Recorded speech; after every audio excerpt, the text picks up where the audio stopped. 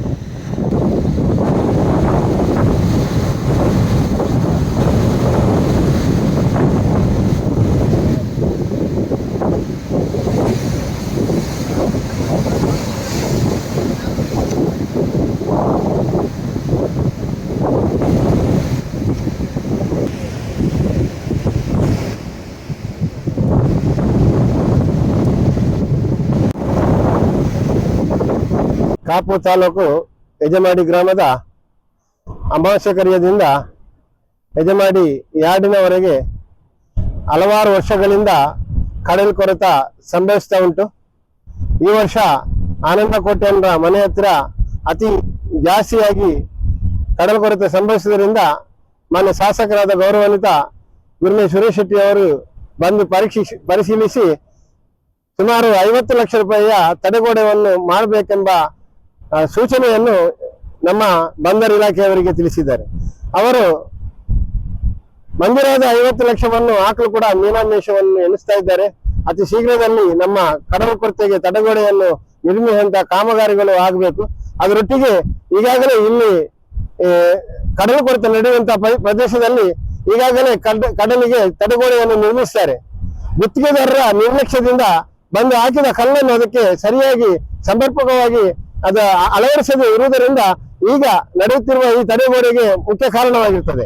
ಈಗಾಗಲೇ ಅಲ್ಲಿ ದಾಸ್ತಾನಾದ ಕಲ್ಲುಗಳು ರಾಶಿಗಳು ಉಂಟು. ಅದನ್ನು ಹಾಕಿದ್ರು ಈಗ ನಮಗೆ ತಾತ್ಕಾಲಿಕವಾಗಿ ತಡೆಗೋಡೆಯನ್ನು ಕಡಲ ಕೊರತೆಯನ್ನು ರಕ್ಷಿಸಲಿಕ್ಕೆ ಅನುಕೂಲ ಆಗಬಹುದೆಂದು ಖಂಡಿತವಾಗಿ ನಾನು ಹೇಳ್ತೇನೆ. ಈಗಾಗಲೇ ಆಗ್ತಿರುವ ತಡೆಗೋಡೆ ತೆನ್ನಜಾರು ತೋಟದಲ್ಲಿ ಆಗ್ತಾ ಉಂಟು.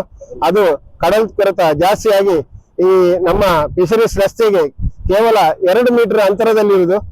ಅದರ ಮುಂಜಾಗ್ರತಾ ಕ್ರಮವಾಗಿ ನಾವು ಮೆಸ್ಕಾಂ ಇಲಾಖೆಯವರಿಗೆ ತಿಳಿಸಿ ಅದರ ವಿದ್ಯುತ್ ಸಂಪರ್ಕವನ್ನು ಕೂಡ ಕಡಿತಗೊಳಿಸಿದ್ದೇವೆ. ಈಗ ಇನ್ನು ನಾಳೆ ದಿವಸ ಇದು ಮುಂದುವರೆದರೆ ನಮ್ಮ ಫಿಶರೀಸ್ ರಸ್ತೆ ಕಟ್ಟಾಗುವ ಪರಿಸ್ಥಿತಿಯಲ್ಲಿ ಈ ಜಾಗ ಉಂಟಂತೇಳಿ ತಿಳಿಸ್ಲಿಕ್ಕೆ